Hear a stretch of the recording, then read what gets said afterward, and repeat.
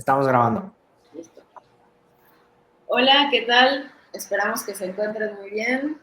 El día de hoy tenemos un nuevo episodio de Hypertrophy y pues aquí estoy con mis amigos mamadísimos de bíceps enormes. Yo no muestro el mío porque no los quiero deslumbrar de más. El mío es el más chiquito, yo creo que de todos.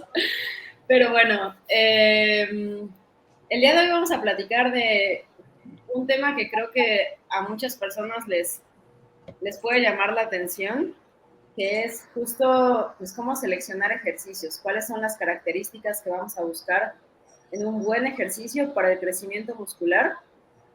Y bueno, pues para empezar, no sé qué heurísticas tiene cada uno al momento de seleccionar ejercicios, cómo esas heurísticas quizá han ido cambiando a lo largo del tiempo. Recientemente tuvimos un paper bastante interesante en relación a la técnica de ejecución, que creo que tiene por ahí cosillas que ver. Y ahora que tenemos también toda esta evidencia respecto a las longitudes musculares largas, las parciales en estiramiento, pues cambia un poquito probablemente lo que antes consideraríamos como esto es un buen ejercicio para crecimiento muscular. Sí, creo que lo primero, de hecho tuvimos la conversación con el Dr. Pack y también Mike Israel acerca de ese paper, porque todo el mundo hablamos de la técnica, ¿no? Y estoy seguro en algún momento alguien, desde que tengan usando Instagram, les ha respondido alguna historia, no necesariamente ahorita, pero quizás antes, de oye, ¿por qué lo estás haciendo así o no lo hagas así? Te vas a lastimar, casi les apuesto lo que sea, y sobre todo cuando su ejecución es un poquito divergente de lo que pudiera considerarse el libro de texto. Pero bueno, esa revisión que es como una especie de blog como un blog fino, fancy, porque no es una revisión sistemática, no es un metaanálisis, es meramente una revisión del tema, entonces hay que tomarlo con cautela. Lo que encuentro es que no hay una sola definición operante cuando hablamos de hipertrofia de qué es una técnica adecuada, y de entrada, pues eso ya nos viene limitando un poquito acerca de la técnica de ejercicios, porque uno pensaría en el medio basado en evidencia que si decimos este ejercicio por encima de otro, es porque nos estamos basando, no sé, en RCTs, en metaanálisis de RCTs, pero no. De hecho, son puras como presunciones y como que estamos saltando muchas veces a conclusiones, porque ni siquiera sabemos exactamente qué es una técnica adecuada, qué es lo que debería de cumplir para antes de eso seleccionar qué ejercicios sí y cuáles no. Y ya a partir de ahí, muchas veces lo que hacemos uso pues son principios de biomecánica, que es uno de los, para mí, de los temas más complejos de dilucidar. Y eso nos deja con más dudas de lo que pudiéramos tener certezas. A pesar de que es uno de los temas en donde todo el mundo dice esto es buena ejecución, esto es mala ejecución, así lo deberías hacer, así te vas a lastimar, que es un tema que hemos comentado muchas veces que va como que divergente de todo esto con Lau, sobre todo con algunas ideas pues un poco anticuadas en tanto a oficios y demás. Pero bueno, nada más quería comentar eso como punto de partida antes de darles el micrófono, porque hay mucha incertidumbre, al menos en la literatura, de, oye, de entrada, ¿qué es una técnica adecuada? ¿Y por qué le deberíamos dar énfasis específicamente en el tema de hipertrofia? Pues yo creo que aquí empieza Dani con el parteaguas que está correcto, ¿no? Que es una técnica adecuada. ¿En qué nos basamos para decir que es una buena técnica? Y más bien el qué es, cómo sabemos si está bien hecho un ejercicio, ¿no? Y la literatura al libro que sea que se vaya. No importa qué institución sea, está basado en eso, anatomía y biomecánica. ¿Por qué? Porque es lo que tenemos. Hay algunos datos que sí me gustaría como esclarecer, porque hay muchos artículos que hablan sobre sentadilla y que hablan en cómo se comporta la electromiografía con sentadilla y hablan cómo se comportan las cargas en sentadilla, por ejemplo, a nivel lumbar. Incluso hay algunos estudios que les ponen, no sé si han visto que ponen como unos marcadores. Entonces los marcadores los ponen, por ejemplo, en la columna y esos marcadores ya los ven en un análisis de video para ver qué tanto se flexiona la columna en un X ejercicio. Por ejemplo, al recoger cosas. Y con eso empiezan a ver qué tanto se traslapa o se mueve la columna durante un movimiento o un patrón de sentadilla. Bueno, dicho eso, esos estudios todos son descriptivos y de ahí algunos se agarran para dar sugerencias. Y entonces dicen, mira, cuando utilizan una sentadilla con esas características y este peso, alta intensidad versus moderada, curiosamente alta intensidad comprime más el disco intervertebral y de ahí alguien se agarra para decir, es que si haces alta intensidad, los discos intervertebrales se aplastan. Y entonces no quieres que estén aplastando los discos intervertebrales porque pues, te va a ir mal. Y pues de vivir parado, los discos intervertebrales se aplastan porque se deshidratan. Pero también así se nutren, ¿no? Se nutren por inhibición. No les llega mucho flujo sanguíneo, inhibición se llama al proceso de aplastarse y extenderse, aplastarse y extenderse. Y pagan nutrientes. Me gustaría dejar eso claro porque alguien puede salir y defender. Es que este artículo dice que aumentan las cargas, sí, y sin hablar de cerdos. O sea, hablando en estudios en humanos. Sí hay artículos que lo hacen y hay quienes se agarran de eso. Simplemente son descriptivos y me gustaría dejarlo ahí.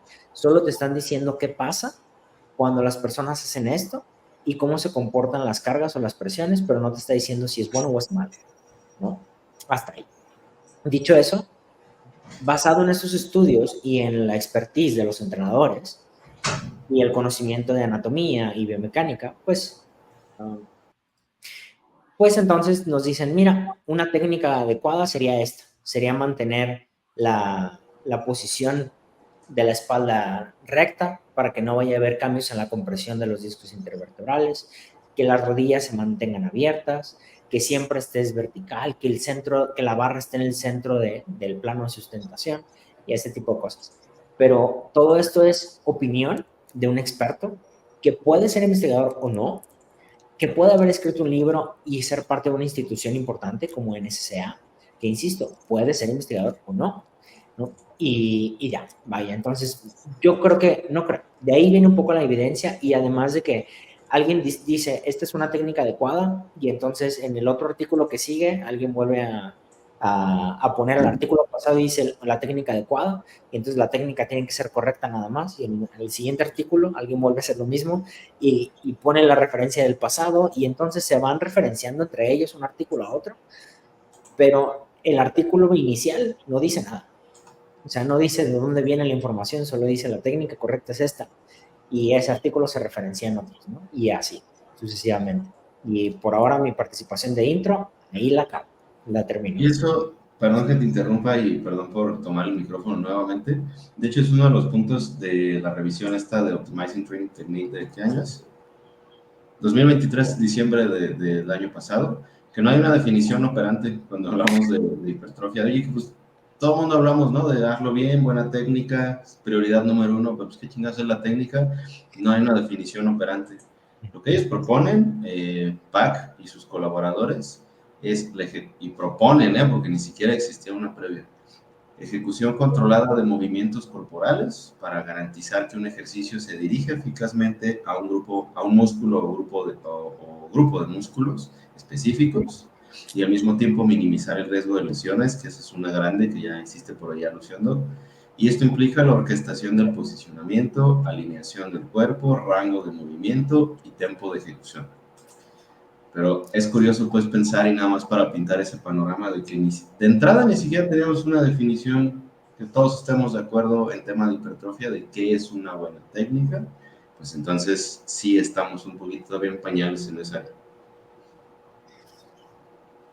Creo que fue una intro bastante clara, ¿no? Y este punto del cómo de repente hay situaciones, comentarios, como decías, ¿no? Es muy fácil decir, oye, tu técnica está mal, oye, tu técnica, ¿por qué lo estás haciendo así? Cuando tenemos que realmente los expertos, los investigadores, pues ni siquiera tienen el concepto como tal, ¿no? Bien definido. Y creo que desde aquí es un punto de partida bastante bueno en el que si te mortificas por tratar de hacerlo perfecto, pues ni siquiera sabes lo que es perfecto, ¿no? Entonces, partiendo de toda esta parte de la evidencia científica, creo que se ve bastante claro el punto de cómo no es solo trasladar lo que dice ahí, ¿no? Sino realmente que nos brinde un poco más de claridad y saber que hay diferentes opciones para cada uno. Entonces, a mí me gustaría que, pasando ahora a llevarlo un poquito más al campo real, a la práctica, ¿qué es lo que ustedes consideran como tal cuando van a hacer la selección de algún ejercicio, en este caso específicamente para la hipertrofia, ¿no? empezar un poquito esa parte, yo considero que algo bastante importante y que a veces es notorio en ciertos ejercicios es, en primera, yo creo que el factor limitante real, ¿no? Que realmente el ejercicio que estamos llevando a cabo, nuestro factor limitante real sea la musculatura objetiva, ¿no? Y algo muy sencillo y que se ve muchas veces en el gimnasio es ciertos ejercicios donde quizá, algo bien claro, es un peso muerto, ¿no? Hay quienes tienen muy buena capacidad de agarre y es como, oye, pues yo le puedo meter kilos y no pasa nada porque mis manos lo aguantan todo, pero hay otros, aquí es donde entro yo, que realmente sin el uso de straps, pues mi peso muerto sería, no pasaría yo creo que de 25 kilos por lado, ¿no? Entonces, creo que esto es un factor importante a considerar, la parte del que sea el factor limitante real. Otro que podría mencionar sería la parte de la ejecución, ¿no? Pero me gustaría, antes de seguir tocando otros, algunos que ustedes consideren a la hora de estar seleccionando ejercicios, ya sea para ustedes, para sus clientes, qué es lo que consideran del decir, oye, creo que este ejercicio me agrada para ese cliente o me agrada para mí. Yo creo que... Te robo el lugar, Lau, perdón. Ah, Yo, yo opino justo, Sergio, que el factor principal, lo primero que tengo que ver es si al sujeto le gusta el ejercicio. Entonces, una vez que sé que le gusta el ejercicio, ya pienso en cuál es el factor limitante. También me pasa al revés, que un ejercicio que es el que más le conviene, no quiere hacer ese porque quiere hacer el otro. Porque en vez de una hack, no quiero hacer una sentadilla libre que me sale horrible, no puedo bajar bien, no sé, lo que quieras que sea que tiene una sentadilla que es medio malita. Y la sentadilla hack le saldría muy bien. Pero al otro le gusta. ¿Cuáles son las posibilidades de que pueda mejorar en uno o el otro? ¿No? Seguramente en el que él se sienta más cómodo, tenga más progresión, va a ocurrir, yo creo que un escenario a largo plazo mejor. Y muchos, cuando por fin se lo cambias, luego te dicen, es que lo extraño, ¿no? Y entonces también empieza la parte de la negociación. Dicho eso, pensando en lo demás, yo sí pienso en que, primero, ¿qué es lo que buscamos en el entrenamiento para hipertrofia? ¿No? Yéndome a la parte académica, pero simplificada, buscamos que el músculo que queremos que crezca se estimule. Para que eso pasa, el músculo que hace el movimiento que estoy realizando tiene que limitarse, ¿no? Entonces, una vez que me hago lento, si hago un curl de bíceps, pero hago el curl de bíceps y lo hago con extensión de espalda, ¿no? Para poderme mover. Entonces, ya no es el bíceps el que me ayuda a seguir desplazando el peso. Y un poquito por ahí. Sí, necesitamos que el músculo objetivo sea el factor limitante, ¿no? Y pues la estabilidad y otras cosas que Lau sé que por acá nos va a decir, pero yo quería poner esto de el factor adherencia, yo sí considero que es la base de todo el programa, de todo ejercicio que seleccionemos, para que nuestro cliente pueda tener progreso a largo plazo. Sí, yo creo que diste en un punto clave, Juan. Ahora, la adherencia creo que siempre debe de tomarse en cuenta, pero hay contextos en los que yo en lo personal, por ejemplo, esta parte de si la persona lo disfruta o no, lo voy a tener más o menos en cuenta. ¿A qué me refiero con esto? Si es un cliente, un asesorado con el que nunca he trabajado o alguien, porque me ha tocado gente que pues apenas está empezando o no lleva mucho tiempo entrenando, ya tengo como que esos ejercicios que me gustan un poco más, porque tal vez son ejercicios que son prácticos, que son eficientes en cuanto a tiempo, creo que eso es parte también de la adherencia, porque a veces las personas quieren hacer un ejercicio que vieron hacer, me pasa todo el tiempo a X persona en Instagram, y resulta que necesita nada más para el acomodo, no sé, un banco, una polea, además es unilateral, ¿no? Y entrenan en un Smart Fit en hora pico, ¿no? Entonces, pues bueno, tal vez todavía ellos no se dan cuenta que eso va a afectar su adherencia.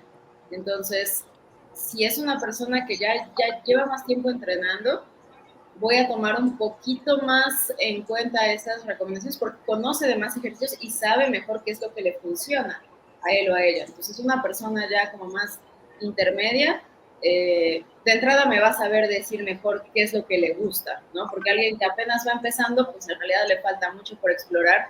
Y a veces hay ejercicios que no les gustan simplemente porque no les han dado la oportunidad. También pasa mucho, que les mandas un ejercicio Y hay ejercicios que a la primera no se van a sentir tal vez del todo bien, pero si tienes esa paciencia y les vas dando el tiempo, poco a poco pues les vas encontrando el disfrute porque te van dando también pues esos resultados, vas viendo ese progreso, tal vez en términos de, es un ejercicio que te permite volverte muy fuerte y eso es algo que disfrutas. Por ejemplo, ahí tenemos los movimientos compuestos. Igual no son, o sea, los mejores de los mejores para los grupos musculares que implican, pero si a ti te gusta mucho volverte fuerte y eso te motiva a ver que estás añadiendo carga con frecuencia, pues ese va a ser un gran ejercicio para ti. Además de eso, creo que también, y va muy de la mano de lo que decía Sergio, de que el músculo objetivo, probablemente creo que es como difícil en muchos casos encontrar ejercicios donde el músculo objetivo de verdad sea el factor limitante. O sea, porque hay muchas cosas que van a entrar en juego y lo que Juan platicaba en su plática en Muscle Mind de la coincidencia neuromecánica, pues también el cuerpo va a elegir aquello que en teoría está en mejor posición de hacer el trabajo, pero cuando se lleva un esfuerzo máximo va a reclutar todo, aunque no esté en la mejor posición, ¿no? Entonces, partiendo de eso, probablemente va a haber ejercicios muy buenos donde el músculo objetivo no sea el factor limitante, pero va a recibir estímulo, digamos, lo vamos a exponer al fuego, por ejemplo, un peso muerto, ¿no? A mí también me pasa que sin straps, pues además tengo manos como de Playmobil, son súper chiquitas, entonces apenas si le da para rodear la barra completamente, imagínense sin straps. Sin embargo, tiene un componente importante que es estimula el grupo muscular objetivo en longitudes musculares largas, que creo que eso es algo que ahora le hemos encontrado que tiene mucho valor. Entonces, si un ejercicio incluye esa longitud muscular larga, tal vez no es la mayor longitud para el músculo, pero pues si incluye parte de eso, probablemente es un buen ejercicio. Y con eso también la cuestión de la estabilidad que va a influir en qué tanto podemos hacer el músculo objetivo el factor limitante. Si, por ejemplo, a mí me gusta mucho la sentadilla búlgara, ¿no? Tal vez es mi sesgo, pero es el único ejercicio que no he quitado en años, ¿no? Y pues ha hecho, creo, más por mí en glúteos que lo que hicieron hip thrust y patadas y back extensions y demás. Sin embargo, es un ejercicio sumamente inestable, entonces eso viene con otras complicaciones. Y ya nada más para cerrar este punto, que espero no ya con esto, obviamente no, porque ustedes siempre tienen muchas cosas que aportar, pero algo que quizás pudiera ser como conclusiones, al final de cuentas un programa no lo hace un ejercicio. Un programa es como una receta de cocina, o sea, son distintos ingredientes que si tú los utilizas de cierta manera, en ciertas porciones, te van a dar un resultado. Entonces, no necesitas que todos tus ejercicios sean súper estables, que todos tus ejercicios hagan del músculo objetivo el factor limitante, que todos tus ejercicios incluyan longitudes musculares largas para que sea un buen programa. Sí, yo creo que yo en el blanco en el sentido de yo busco que el músculo que quiero trabajar se estimule, ¿no? No necesariamente que sea el que yo siento, el que yo distingo, el que yo sé, que ya no me deja hacer más cosas. Porque también no todo, si todo lo pensamos en es que quiero supersentir, pasa lo que alguna vez en redes sociales ya comenté por ahí, es te subestimas porque quieres supersentir un músculo y eso limita tu capacidad de carga, ¿no? Y entonces como que me superenfoco en sentir los isquiosurales en un peso muerto y estoy levantando mancuernas de 5 kilos por lado. Y puedes como 60 kilos y estás levantando mancuernas de 5 kilos por lado porque quieres supersentir los isquios. Y entonces tu factor de concentración tan orientado a ese sentido limita tu capacidad de carga y yo eso lo vería como un retroceso en vez de como un progreso, ¿no? Y entonces primero aprendo a esforzarme y después aprendo a sentir, ¿no? Y eso en cualquier cosa. Pero si estoy, por ejemplo, si estoy haciendo peso muerto, que es el que Laura utilizaba de ejemplo, está pasando lo que quiero que pase, porque también eso podría dar un pequeño sesgo ahí. ¿Qué pasa si cuando estoy haciendo un peso muerto estoy introduciendo mucha flexión de columna lumbar? Que no es que sea algo malo, es que no es algo que busco, ¿no? Y entonces lo que me termina fatigando es localizadamente la columna lumbar. Y noto que eso me detiene. Entonces ahí ya sí tengo un factor, porque sería la confusión, la otra confusión. Es que no me detiene eso, me detiene la espalda, pero como me dijeron que no tengo que sentir mis isquios, pues entonces está bien. Pues no, porque muy probablemente la espalda tiene un protagonismo bastante alto y puede estar limitando lo que puede trabajar los isquiosurales o quedarse lejos de él. Por eso, si estamos haciendo un peso muerto, aunque no puedo distinguir si es glúteo, si es isquio, o lo que me limita, o la fatiga sistémica, siempre que haya pérdida de la velocidad, eso tiene que estar presente sí o sí, siempre que haya pérdida de la velocidad, y que el movimiento principal que busco, extensión de cadera y flexión de cadera, ocurra, estoy bien. Pero lo otro es eso, muy localizado siento la espalda por estar haciendo esto, o mi agarre se abre muy rápido.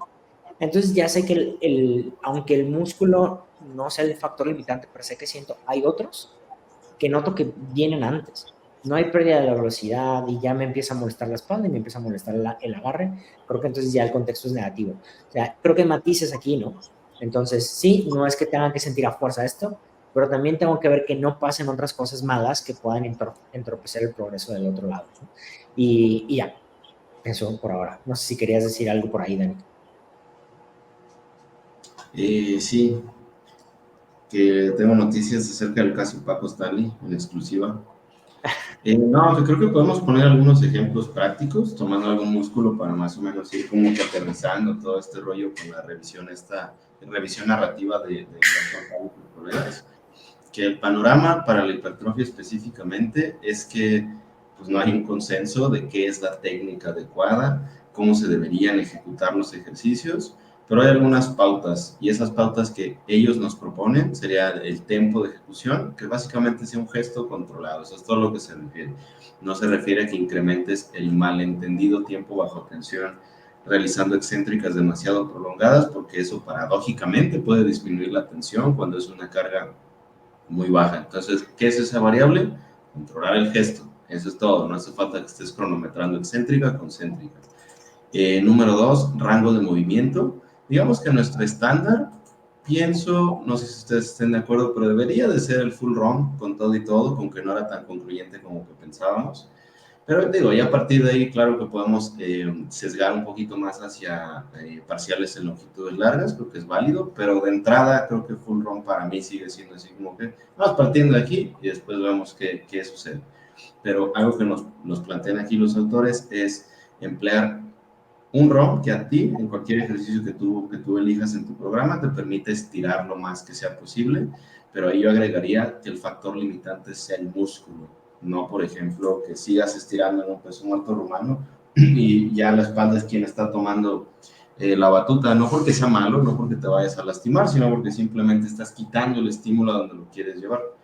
Y lo otro que nos proponen es qué tanto puede afectar otros músculos, por ejemplo, si justo eso, si realizaras un peso muerto y tienes algo de cifosis, ¿eso es algún problema? No necesariamente, pero sí tratar que el factor limitante sea el músculo que quieres entrenar. Eso por un lado. Por otro lado, ya cuando estamos hablando de algunos grupos musculares en particular, pues sí nos conviene de entrada saber qué hacen esos músculos. Por ejemplo, si pensáramos en, no sé cuál les guste, si pensáramos en isquiosurales, ¿qué hacen los isquiosurales? Pues van a flexionar la rodilla y van a extender la cadera, listo. Al menos hasta ahí, porque sé que se puede volver todavía más complejo. Pero entonces, ¿qué ejercicios tenemos disponibles que bajo una carga externa extiendan la cadera? Ah, pues tenemos peso muerto rumano, ¿no? Listo, ok. Pero ¿qué pasa con el peso muerto rumano? ¿Qué pasa si el factor limitante es el agarre? Ah, ok, pues tienes opciones, ¿no? Puedes utilizar straps, puedes utilizar magnesia, qué sé yo. Pero si la heurística viene siendo como que, ok, quiero entrenar este músculo, ¿qué hace? Ok, entonces voy a entrenar esa función. Tengo este ejercicio, ¿cuál es el factor limitante? ¿Es el músculo? No. Entonces probablemente deberíamos seguir buscando algún otro ejercicio. Y ahora, si hay algunas diferencias importantes que tienen que ver con la anatomía. Si, por ejemplo, pensáramos no en los isquiosurales, sino en los cuádriceps, pudiéramos pensar en el caso específico del recto femoral, que es un músculo biarticular, en donde, por ejemplo, si estuviéramos hablando de una sentadilla, en donde tenemos movimiento de flexión y extensión, tanto rodilla como cadera simultáneo, quizás obviamente se va a estimular, pero quizás no sería el mismo estímulo a si mantuviéramos la cadera extendida mientras extendemos la rodilla. Básicamente, con este artículo que salió hace poquito de inclinarte hacia atrás, haciendo extensión de rodilla, porque logras como que elongar más específicamente ese músculo y puedes sesgar un poquito más el estímulo hacia allá. ¿Qué significa esto en la práctica o en la toma de decisiones? Para mí es entender, ok, este músculo, ¿qué hace? Eso es lo primero. ¿Cómo lo puedo entrenar? Este ejercicio, ¿qué factores limitantes presentaría para una persona? ¿Es el agarre? ¿Es la disponibilidad del material? ¿Es el gusto por ese ejercicio? Porque hay algunos que en el papel pueden ser increíbles, pero al realizarlos simplemente no te va bien. Y eso también sería de considerarse. Ya entendiendo todo eso, yo sé que hasta aquí puede sonar muy complejo, pero no tiene por qué serlo. Poniendo algún ejemplo práctico, pensemos de nuevo en los isquiosurales. ¿Qué busco yo con ejercicios de isquiosurales? Pues bueno, también agregando un poquito, sabemos que la hipertrofia regional es un fenómeno evidenciado, si sucede lo podemos utilizar a nuestro favor. Si buscáramos mayor, digamos, sesgo hipertrófico hacia la porción proximal del isquiosural, ¿qué buscaríamos? Una extensión de cadera bajo carga. ¿Qué rayos es eso? Un peso muerto rumano. ¿Qué peso muerto rumano? Ok, pudiéramos utilizar mancuernas, pudiéramos utilizar barras, y ahí es en donde muchos se confunden. No, pues es que voy a meter barras, mancuernas. No es lo mismo, es el mismo movimiento, la carga es una carga gravitacional, entonces elige el que tú quieras. Y ahí podemos ver el que tenga el menor factor limitante que no sean los isquiosurales. El agarre, la respiración, cualquier otra cosa que no sean los isquiosurales. Ahora, si pensamos en una flexión de rodillas, donde las cosas se pueden poner más interesantes, porque tenemos algunas opciones. Podemos pensar en el curl de isquiosurales tumbados. ¿Qué pasa con la cadera? Pues está extendida, ¿verdad? ¿Qué pasa con el curl de isquiosurales sentado? Está flexionado. Y con lo que sabemos a la fecha, y con esta revisión también de Dr. Pack, deberíamos, o bueno, sería una buena práctica favorecer o sesgar nuestra toma de decisiones hacia aquello que nos permita mayor elongación. ¿Qué nos permite más elongación? ¿Un curl de isquiosurales sentado o tumbado? Sentado. Entonces sería, yo sé que para algunas personas puede sonar como demasiado, pero ya con la práctica, ya conforme vas como que habituándote, ok, ¿qué importa en este ejercicio? ¿Por qué sería mejor opción este? Pues porque me permite estar en mayor elongación, sin que eso signifique a tope todo lo que se puede elongar, porque ahí ya probablemente caigamos en prácticas innecesarias. Entonces, poniendo todo eso junto, si yo quiero entrenar mis isquiosurales, ¿qué necesito hacer? Pues necesito hacer una extensión de cadera y una flexión de rodilla. El peso muerto rumano con barra me gusta, pero por ahí Sergio comentaba del factor limitante del agarre. Se soluciona fácil. Cómprate unos straps, no te acomodaron, como a mí nunca me han acomodado los straps, intenta con la magnesia. No te acomodaron, te acomodaste más con las mancuernas, perfecto, no hay ningún problema, porque es lo mismo, seguimos entrenando lo mismo. ¿Qué necesitamos ahora? Necesitamos una flexión de rodilla. ¿Tenemos disponible el curl de isquiosurales sentado? Sí, listo, ya estamos hechos. Y quizás, si quisieras como que en el contexto de un culturista atenderlo de forma unilateral, algo que pudiéramos hacer adicional sería buscar alguno, tanto curl de isquiosurales o peso muerto, que sea unilateral, pues para tratar de atender ese déficit de fuerza bilateral que suele suceder en la mayoría de las personas. Y quizás en la mayoría de músculos, con 2, 3, 4 quizás en el caso de la espalda, sea más que suficiente. No tienes por qué recorrer absolutamente todos los ejercicios habidos y por haber, pero sí procurar que la toma de decisiones tenga cierto orden y sea pulcra en tema de qué buscas con este ejercicio. Porque en redes, ya para finalizar esta intervención, algo que genera mucho tráfico es, error número 1 al entrenar X músculo, ya te señalan algún ejercicio. O por esta razón tus X músculo no crece. Y esa generación de ansiedad, como que de, oye, pues la estoy regando ahí, para nada, sino simplemente tratar de atender lo básico, que pues aquí todos somos, creo, muy geeks, lo podemos convertir en algo muy complejo, pero en la práctica no tiene que serlo. Así es como les comenté aquí con el caso de isquiosurales y un poquito de cuádriceps, podemos tomar decisiones prácticas y también no entrar en pánico si estamos cortos de material. No sé, por ejemplo, es que no puedo hacer curl de isquiosurales sentado en este momento, en mi gimnasio en este que estoy ahora no hay. Si tenemos el curl isquiosuales tumbado, sí. Bueno, quizás la longitud muscular no es la misma, quizás sea un estímulo menos robusto, pero es suficientemente bueno. Y creo que con esto último que comentaste, Dani, es algo bien importante porque te das cuenta que no estás buscando una máquina específica o el nombre de un ejercicio específico, y peor si está en español, ¿no? Un ejercicio con un nombre tan largo. Entonces, te das cuenta qué es lo que hace el músculo que buscas estimular, ¿no? Cuál es la acción que requieres, y de esta manera es más fácil decir, ok, no está esta máquina que ejecuta esta cierta acción, pero puedo hacerlo de esta otra manera, ¿no? Entonces, es eso, entender que no nos tenemos que ir por máquinas, por la mejor máquina, sino realmente entender qué es lo que queremos hacer para brindarle el estímulo a ese grupo muscular necesario. Y sí, al final creo que te brinda muchísimo, como tú decías, ¿no? Se puede ver algo bastante complejo el aspecto de que, oye, son varias consideraciones, pero ya cuando lo llevas a la práctica es algo que se va dando bastante sencillo porque vas entendiendo qué es lo que estás haciendo. Yo actualmente, que todavía tengo la oportunidad de trabajar de manera presencial con algunas personas, sin duda alguna me he dado cuenta que el poder brindar esta indicación cuando alguien está aprendiendo un ejercicio, o sea, lo hace a progresar así a velocidad de la luz, ¿sabes? Es como, oye, ya sé qué es lo que estoy haciendo, sé qué es lo que me estás pidiendo, sé que eso es una flexión de rodilla, sé que eso es una extensión de rodilla, sé que eso es flexión, extensión de cadera, y es algo bastante fácil porque la persona entiende lo que está haciendo, no es solo una mímica de lo que yo estoy haciendo, ¿no? Entonces, sin duda, esto brinda bastante, ahora sí que entendimiento en el proceso, y sí, te permite a la larga tomar mejores decisiones, sentirte más tranquilo en poder hacer ciertos ajustes. Así que sí, yo creo que esto es bastante importante, el entender qué es lo que queremos que pase para estimular cierto grupo muscular, ¿no? Aunque nada más quiero agregar ahí algo súper rápido. Sí hay de máquinas a máquinas, y hay máquinas que parece ser que fueron diseñadas con meras patas, que dice uno, ¿qué rayos que estaban pensando?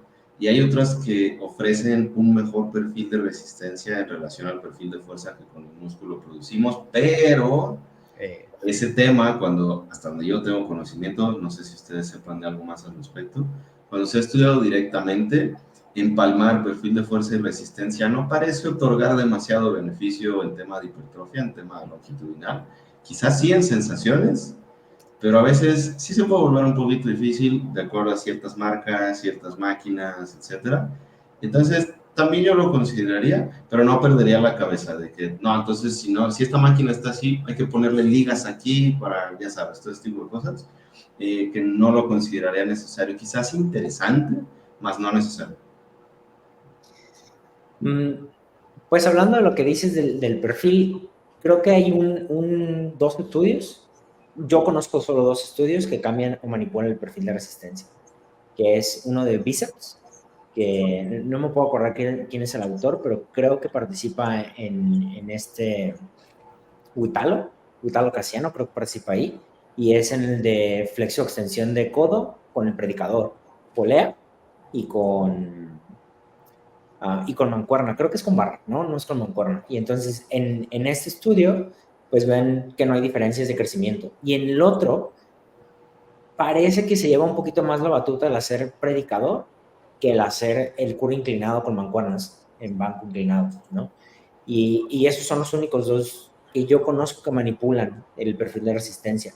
No conozco otro, no sé si tengas uno por ahí del que estés hablando en especial, porque hay un análisis de máquinas de extensión de cuádriceps, de rodilla, que tiene distintas levas y todas tienen perfil de resistencia diferente, pero pues es otra historia, nomás viendo la máquina, no el crecimiento. No sé si conoces otro más, que son los únicos dos que se me ocurren. No, de hecho, también en eso solo sé muy poco, y ni siquiera recuerdo exactamente cuál, me parece es el de Casiano, pero a pesar de que es un tema que tomó, ahorita ya no tanto, pero tomó un buen de revuelo en redes, ya sabes, gente que le ponía ligas por todos lados y se veía así como que, wow, ¿qué está haciendo ese tipo? Pues no parece ser que merezca demasiado la pena. Sí, no, yo en mi preferencia personal, porque esto ya no es tan basado en evidencia, o sea, sí puedo tener cosas que me hacen pensar que puede ser mejor, pero hasta ahí. O sea, sí tengo motivos para pensar que vale la pena meter el perfil de resistencia, pero no quebrarme el coco, como dices. No lo tengo, pues no importa. O sea, y ya, hasta ahí, ¿no? Si lo tengo, pues lo uso y listo. Pero creo que uno de los que está hablando mucho de esto también es en Eco, ¿no? En Eco sí le gusta mucho el perfil de resistencia, y mete el perfil de resistencia. Y entonces aquí puedes meter más perfil de resistencia en la parte de longitud larga, ¿no? Y acá en acortamiento. Y estoy viendo que mandó un artículo acá Sergio. Creo que es el que decías, ¿no? No, fíjate. Sí, creo que sí. Ajá, ese es el que yo decía del predicador, ¿no? O no estoy seguro porque creo que Es este autor no es. revisión sistemática. No es Sí, metaanálisis, pero revisión sistemática. Pero no estoy seguro de. Sí lo he leído y no me acuerdo de qué habla. No, ya sé cuál es, pero este nada más te dice de diferentes ejercicios, no de un mismo ejercicio con distinto perfil, ¿no? O sea, por ejemplo, un press inclinado con barra y un press hammer, que te pesa más arriba. No, no comparan eso, pues. Aquí nada más te comparan qué pasa si haces press inclinado y press horizontal. Y entonces, o el más famosito que hay es del que hacen de 4 grupos y uno hace solo sentadilla, otro hace sentadilla de peso muerto, otro hace sentadilla de peso muerto de extensión, y en ese que se ve la diferencia del recto femoral, ¿no? Entonces, a ese se refieren con variar los ejercicios. Y algo iba a decir ahorita que me interrumpió Dani antes de que hablara Sergio, digo, después de que habló Sergio, y se me olvidó, así que hasta aquí mi participación. Es mi especialidad. Creo que algo importante a mencionar de, oye, ¿qué sería como que selección redundante de ejercicios, a lo mejor dentro de una misma sesión? Vamos a pensar que estamos realizando curls isquiosurales y tenemos disponible la máquina tumbados y tenemos disponible la máquina de pie. Si prestas atención, en ambos tu cadera está extendida, sí, quizás sí puede variar el perfil de resistencia, pero eso probablemente no signifique mayor hipertrofia en uno que en otro o que los tengas que realizar en la misma sesión. Eso sería redundancia. ¿Qué sería una mejor selección de ejercicios? Bueno, pues ya atendiste la flexión de rodilla, ahora hay que atender la extensión de cadera. Tenemos disponible unas mancuernas, pues está peso muerto rumano.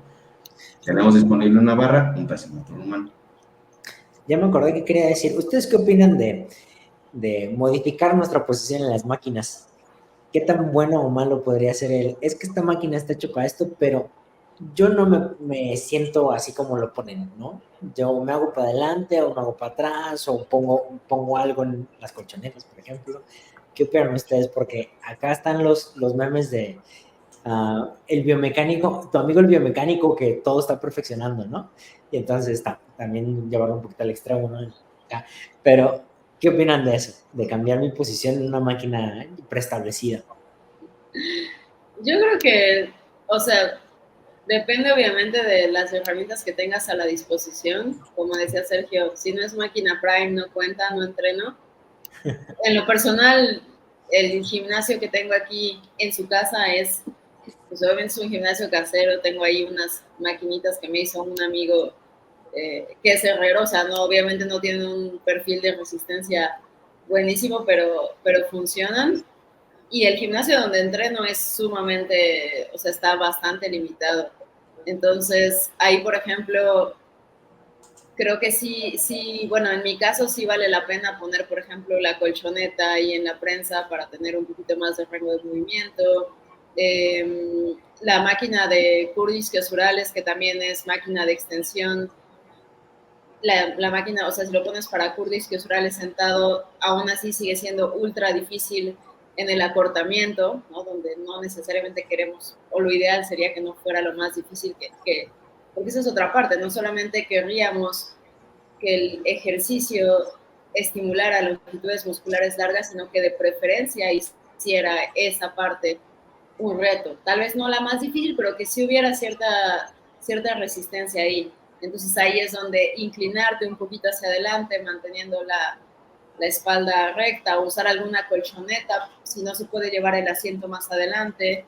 Pues yo sí lo he implementado y creo que pasa un poquito como con las parciales largas, ¿no? Que de pronto sí la gente te puede ver así como de se ve que no sabe cómo entrenar, pero bueno, hay hay una razón, hay un argumento detrás. A mí si me ves haciendo un peso muerto romano, vas a decir, sí, güey, le va a salir la columna en un momento dado, porque me veo con mucha psicosis, pero ya actualmente es completamente instintivo.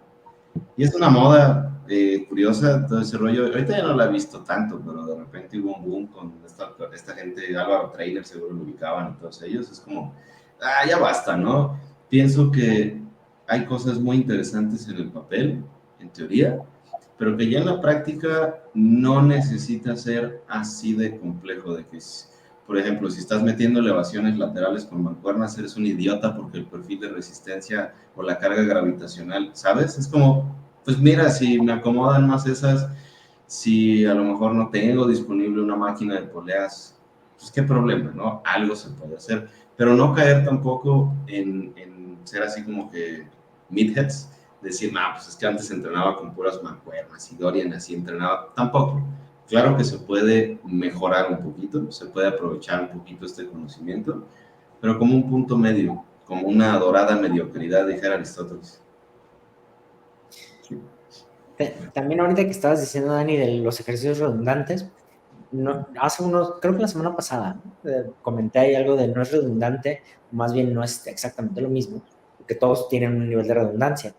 El hacer press de pecho inclinado con barra o plano o con mancuernas, porque uno me permite una cosa, otro me permite otra y busco distintas cosas en cada uno de ellos, ¿no? Entonces, ¿qué tan redundante es hacer el mismo ejercicio con distinto implemento, en distintos patrones? O, por ejemplo, porque al final es una carga gravitacional y entonces Dani utiliza el argumento de cómo es gravitacional la carga y sea barras o sea mancuernas en un peso muerto, no importa. Probablemente sí, en peso muerto no sea como muy indiferente. Al final la carga va hacia abajo, no la tengo que manipular y controlar mucho y darle mucha estabilidad. Pero será lo mismo hacer un press de pecho en la posición que sea con mancuernas y con barra, solo porque el perfil de resistencia es lo mismo. Puedo levantar el mismo peso si utilizo barras y si utilizo mancuerna. Y si no puedo levantar el mismo peso, no importa si utilizo menos o más. Va a haber diferencias. Y entonces, estas preguntas ya podrían ser un poquito más allá y tal vez no hay diferencia, tal vez sí hay diferencia, porque no tenemos un estudio que haga eso, que compare si creces más con mancuernas o si creces más con barra en el press de pecho. Yo no lo conozco, yo solo conozco en press con barra, inclinado, horizontal, nada más esos dos. Y uno me permite ir más abajo y el otro me permite ir nada más hasta donde está el pecho, a menos que sea una barra de esas que están dobladas, ¿no? Y que me permiten agarrar más profundidad y a la par me permiten levantar más peso. Entonces, no sé qué opinas ahí, Dani, porque ahí yo creo que ya cuando lo tengo arriba y tengo que manipular las mancuernas, darles estabilidad, que mi mano no se vaya hacia atrás y la otra, creo que ya empieza a haber un aspecto más interesante en el sentido de la carga total o carga absoluta que me permite un ejercicio y el rango que me permite. Sí, sin duda, creo que ahí pudiéramos usar el término acuñado por Israel, el ratio de estímulo-fatiga. ¿Qué nos permiten las mancuernas? Si efectivamente nos permiten mayor elongación, más rango de movimiento, específicamente elongación, y sabemos a la fecha que eso puede ser muy interesante para hipertrofia, vale, pero ¿cuál es el costo de eso?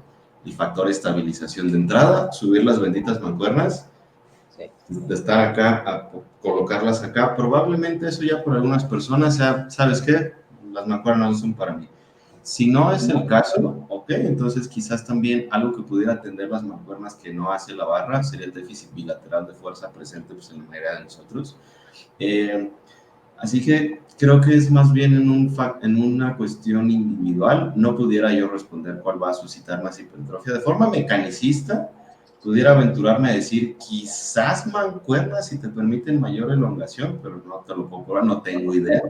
Pero ahí el factor limitante sería las propias mancuernas, el propio implemento. Tan solo el subirlas y bajarles, quizás eso, por la fatiga acumulada hacer te cueste menos volumen, probablemente, no tengo idea, aquí estoy aventurándome, de lo que pudiste hacer con la barra. ¿Eso es un problema grave? No, en absoluto, a menos que seas un gym rat y te preocupen este tipo de cosas. Pero sí sería como que, ok, puede que ahí sí haya cierto sentido en utilizar los dos implementos, pero más me orientaría ante la duda a la preferencia personal y en cuál el individuo puede progresar más a lo largo del tiempo. Porque también algo importante, en algunas personas la barra genera molestia, pero los pasas a mancuernas, cero. ¿Listo? Claro. Probablemente no exista una diferencia que pueda decirte longitudinal en tema de hipertrofia, pero en tema de preferencia personal sí, y si eso genera adherencia, creo que se la llevarían en este caso las mancuernas. Yo ahí quería comentar algo que justo hoy vi en un video de Alberto Núñez que mencionaba que él suele poner, de pronto, sobre todo cuando es un músculo rezagado, una serie nada más de algún ejercicio que enfatice un poquito más el acortamiento, seguido de un ejercicio para el mismo grupo muscular que trabaje más en longitudes musculares largas, eso como con la finalidad de, pues por un lado, mejorar esta famosa conexión mente-músculo, que tampoco es que haya mucha evidencia al respecto, puede sonar algo un poquito bro, pero bueno, como muchas cosas bro, después pues resulta que hay algo ahí detrás, pero también como para ir encontrando cuáles son esas posiciones donde de verdad estás en ese estiramiento que van a ser diferentes para cada uno, porque cada persona está, o sea, la estructura puede ser ligeramente distinta. Entonces él decía que hacía, por ejemplo, este press que es con la polea, que hizo muy famoso Kasem, el press around, ¿no? Que es más acortamiento, para después hacer un press de pecho como ligeramente declinado con mancuernas y que entonces así ya sabe más o menos como que, o sea, qué dirección tomar con el brazo. Y eso es algo que a mí me puso en mi programación el primer día, que es un día enfocado sobre todo a trapecios y a deltoides.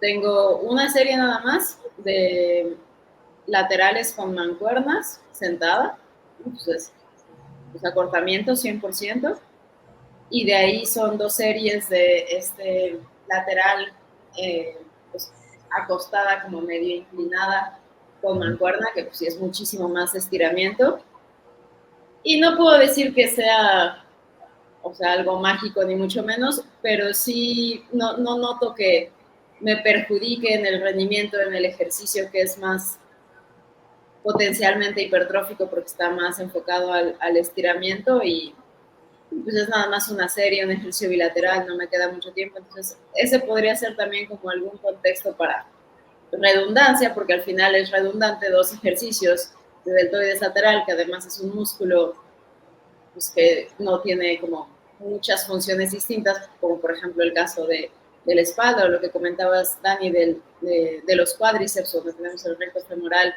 que está implicado en acciones distintas, o más bien que pues, cruza 2 articulaciones y por lo tanto las sentadillas solas no van a hacer mucho, ¿no? Entonces esa también es como otra cosa que no hay ningún paper ahorita que les pueda decir, ahí está los resultados, si hubo 170% más de hipertrofia en quienes lo hicimos así, pero bueno, algo por ahí también que pensé que valdría la pena mencionar.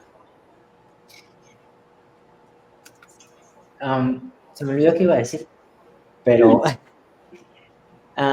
yo creo que el factor redundante es siempre está implícito, ¿no? O sea, por ejemplo, si nos vamos a los músculos que son biarticulares, al final el fijar una articulación te va a ayudar que el músculo tenga una elongación del otro lado, por decir así, ¿no? O sea, que cambie un extremo u otro de donde empieza la tensión para poder generar o transmitir fuerza. Pero yo creo que siempre es redundante la gran mayoría de los ejercicios, quitando los que son biarticulares. Por ejemplo, si pensamos en un press de pecho, el press de pecho que hagas, no importa cuál, inclinado, declinado, horizontal, es redundante porque vas a hacer una aducción horizontal u oblicua del hombro. Vas a tratar de acercar los codos, ¿no?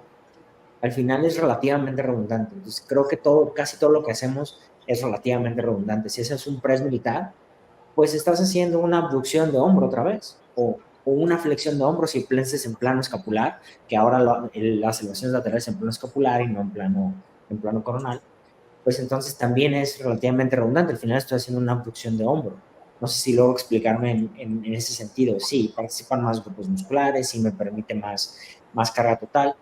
Lo que sí es que conocemos que hay hipertrofia regional. Y entonces tal vez ante estos distintos patrones, tal vez la participación de ciertos grupos de fibras musculares pueda ser mayor o menor. ¿Quién sabe cómo? ¿No? Porque no tenemos ni idea. Y lo mejor que podemos hacer para tratar que sea global es poner el contexto de, vale, ¿cómo puedo hacerlo más diferente un ejercicio dirigido al mismo grupo muscular? Pues a mí sí me parece que es bastante diferente. Puedo levantar mucho más con un press militar que hacer unas elevaciones laterales con mancuerna en ese plano escapular, ¿no? Que al final es muy similar. Y si me voy hasta arriba, no se da cuenta que estoy haciendo un press militar, ¿no? Y ya, entonces creo que sí tenemos un nivel de redundancia siempre, solo menos en estos biarticulares, pues el peso muerto, o si hacemos las extensiones la extensión versus la sentadilla, desplantes, sentadilla búlgara, etc. Pues bueno, al final los movimientos los hacemos siempre, pues, ¿no? No sé si logro explicarlo. Y justo por eso de los movimientos los hacemos siempre, creo que un factor también a tomar en cuenta es la adherencia y el gusto personal del individuo. Tomando, por ejemplo, el overhead press, que si lo analizamos estrictamente en el contexto de la hipertrofia, probablemente no sea muy bueno. Te demanda un montón de estabilización, probablemente en términos de el ratio estímulo-fatiga no sea muy bueno, pero oye, a mí me gusta. A mí me genera adherencia, me gusta entrenarlo, me gusta volverme más fuerte en él. Lo dejo, sabiendo que a lo mejor necesito algo que complemente el entrenamiento, que no es tan complejo, porque el deltoide anterior pues, está prácticamente involucrado en todo, hasta en testear. Sabiendo eso, sí creo que es importante comprender que la optimización no necesariamente se va a averiguar para todos. Porque para mí un programa no optimizado no tendría el overhead press, pero entiendo por qué no lo pondrían en un programa para la hipertrofia y yo estaría de acuerdo en eso. Pero si ese programa es para mí, yo diría, hay que meter el overhead, ¿no? ¿Por qué? Porque me gusta, porque me genera disfrute, porque me tiene ahí en el gimnasio y me ayuda a adherirme a mi programa de entrenamiento, sabiendo pues que hay un costo, como con todo es un costo-beneficio. Creo que esa parte también es muy importante. Pero al final es bien difícil progresar, ¿no? Y entonces el matarme en haciendo cosas que no disfruto tanto versus teniendo algo que sí disfruto mucho y poder progresar ahí, pues como dices, me genera adherencia. Pues me hace ir y repetir lo que tengo que hacer. Al final, para poder ver el resultado, tengo que hacerlo un montón de tiempo. Pues para que me guste, lo meto. Sí, exacto, porque sinceramente yo personalmente nunca me he imaginado un programa de entrenamiento para mí que luzca 100% hipertrofia bodybuilding. Mi programa pues, es una mezcla power building, si le quieren poner un nombre, porque de verdad no me imagino ir al gimnasio y que mi primer ejercicio sea la pull down. Mi primer ejercicio es press de pecho en una máquina. Digo, hey, qué aburrido. Necesito como que algo que me demande un poquito más, ya saben, cosa de gym rats, cosa mía, pero estoy 100% consciente de que eso, si nos ponemos estrictos y el término luego no es muy claro, pues no sería lo óptimo para hipertrofia, porque ya decir que es óptimo es un poco complejo, pero no tengo tema porque, ok, estoy progresando en aquello que para mí es más aburrido, rango de repeticiones, ejercicios, digamos, con menor demanda de estabilización, sí, ¿qué problema? El aspecto visual está mejorando, sí, listo. Digamos que me salgo con la mía de meter este tipo de cosas, de meter el peso muerto convencional, de meter high bar squat para singles, triples, porque lo demás lo estoy atendiendo y eso primero que hago es lo que más adherencia me genera. Sí, creo que sin duda esa parte, ¿no? Regresando a la parte de la adherencia, que incluso tú, ¿no? Al llevar ese entrenamiento de ti nace, ¿no? Esa parte como de, oye, me gustaría superar cierta carga, ¿no? Por ejemplo, con Lau manejamos esa parte de los K-lifts, que es cuáles son como que, mira, este mesociclo me interesa llevar un poquito más allá cierto ejercicio, ¿no? Y que sea como que ese reto contigo, que es como, oye, pues hay algo interesante dentro de la programación, algo que es como, ese reto a cumplir, porque sí, o sea, realmente llega un punto donde digo, ya, o sea, Gym Rats, ya cuando te encanta este ámbito es como, lo disfrutas bastante toda la sesión, ¿no? Cada una de las sesiones, pero eso, como que tener ese ejercicio como desafiante, ese ejercicio reto, es como que, ya viene esta sesión y toca este ejercicio, ¿no? Entonces, sí, sin duda, esa parte de la adherencia, el disfrute, que digo, nosotros lo platicamos algo bastante normalizado, ¿no? Como, oye, ¿a quién no le gusta entrenar? ¿No? Pero realmente no lo ven así fuera de aquí, ¿no? Hay muchas personas que sí, es un reto el hecho de empezar a entrenar y el poder generar esta adherencia en aquellas personas, sin duda va a ser un factor que va a determinar si va a continuar o de esa primera semana fue como que, ¿sabes qué? Eso no es lo mío, está horrible y mejor me voy. No voy a decir a dónde, pero a otro lado, a otra disciplina. Entonces, sí, esa parte de la herencia va a pegar durísimo en qué tanto se puede llevar el progreso, porque al final eso va a determinar, ¿no? Qué tan sencillo va a ser que la persona lo logra seguir por el paso del tiempo. Así es. Y pues bueno, ya para cerrar, yo tomaría a modo de resumen no se quebren tanto la cabeza, pero la selección de ejercicios sí tiene que tener ese trasfondo anatómico, ¿no?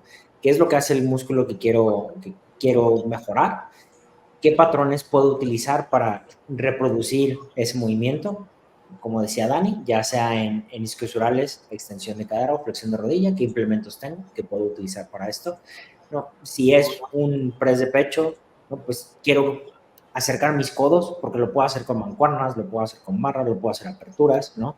Puedo hacer un montón de cosas. Quiero que sea mis tríceps, lo puedo hacer con el codo abajo y nada más extender, con el codo arriba y nada más extender, con el codo al lado y nada más extender, con el codo aquí viendo hacia allá y nada más extender. O sea, puedo moverle como yo quiera. Lo que a mí me importa es que se extienda el codo y nada más. Pensar en eso y tal vez pensar en este otro sentido de, ok, y si lo hago aquí arriba tal vez me va un poco mejor, ¿no? Y ya. Pero creo que no es tanto quebrarse el codo, el coco de tengo que meter esto a fuerza. La verdad es que no tienes que meter esto a fuerza. Simplemente introduce suficiente variedad, no te quedes con un ejercicio probablemente para un mismo grupo muscular. Tal vez la mayoría vas a necesitar 2 al menos, ¿no? Y eso es todo. Yo creo que no hay más que decir por ahí, que se vea decente, que no te haga daño. Algo que es muy importante es la seguridad es primero, chicos. De repente tengo algunos que les pongo elevación de talones y no tienen máquina y se ponen en la prensa pendular. Entonces le quitan el seguro a la prensa pendular y pues ya ven que está de espaldas completamente y empiezan a hacer elevación de talones. Entonces digo, aquí te vas y te vas, ¿no? Se te llegan a resbalar los pies y venga. Porque para empezar le quitas el seguro, ni lo ocupas quitar. O sea, no estás tan chaparrito en la mayoría que me ha tocado verlo, pero la seguridad es primero. Entonces, situaciones así, yo creo que no vale tanto la pena arriesgarse. El ejercicio es seguro para mí, la posición que tengo no me genera ningún dolor o molestia. Lo hago controlado. Controlado no tiene que ser lento. Eso es muy importante. Controlado no es 2 segundos por 2 segundos, 1 segundo por 1 segundo. Controlado es controlado. Puede ser rápido, puede ser moderado, puede ser lento. Siempre que no sea demasiado lento, más de 8 segundos por repetición, está bien y no pasará nada grave, ¿no? Y listo, ¿no? Eso es, y bueno, si puedes tener longitudes largas, mejor. Con la evidencia que tenemos ahorita, no sabemos cuánto tiempo te va a funcionar, pero por lo menos 3 meses parece ser superior. Y pues ya, no sé si alguien más tiene algo que añadir. Sí, el factor se ve bien en Instagram, creo que también es importante para la selección de ejercicios. ¿Se ve instagrameable o no se ve instagrameable? Nada, pues básicamente eso estoy de acuerdo. Es algo que yo también seguiría en la heurística para selección de ejercicios. Primero, ¿qué hace el músculo? ¿Qué material dispongo para entrenar esa función del músculo? Preferencia personal, factor limitante. Por ejemplo, el peso muerto rumano, creo que estamos de acuerdo que es un gran medio, pero oye, ¿qué tal que el agarre, por más que lo intentas ni con straps ni con nada, tenemos algo similar? Bueno, pues podemos intentar con unos buenos días, quizás pudiera ser. Estamos entrenando básicamente lo mismo, lo que cambia es la posición de la carga, pero es la misma acción muscular. Entonces creo que entenderlo de esa manera, en lugar de pensar, oye, ¿cuál es el mejor ejercicio? Te puede quitar un montón de paja de encima.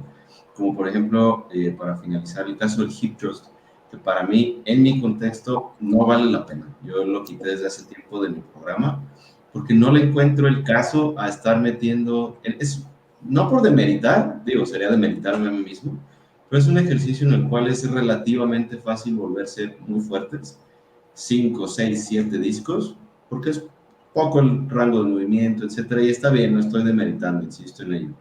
Pero ya llega un momento en que pensar cargar la bendita barra con 6 discos para hacer hip thrust, colocarte para hacer hip thrust, en donde ocurra que se te mueva el bendito banco con 6 discos arriba de tu cadera, es como, ay, no sé, para mí llegó un punto donde dije, ¿por qué estoy haciendo esto?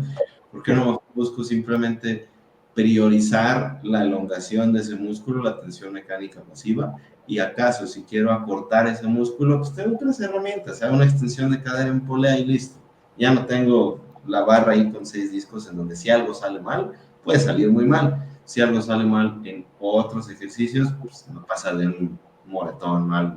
Entonces, por ejemplo, en lugar de casarse con cuál es el mejor, porque el hip thrust luego tiene esa tendencia a ser considerado como el ejercicio para glúteos, no necesariamente. Sí, y esa es otra, ¿no? Activación medido por EMG, electromiografía, no significa hipertrofia longitudinal, pero bueno, eso ya es para otro día. Harina de otro costal. Y bueno, pues chicos, no sé si Lau, Sergio. No, creo que ambos, tanto Dani como tú, Juan, dieron muy buenas conclusiones. Solamente eso que dije en la primera intervención, que tu programa y tus resultados no lo va a hacer nunca un solo ejercicio, es la suma de muchos factores, incluyendo obviamente el resto de ejercicios, pero también las otras variables, también manejo de la fatiga, nutrición. No quiere decir que no importe, pero bueno, de ahí que esta piedra grande de la adherencia sea en realidad una de las cosas que más peso va a tener en tus decisiones. Así es.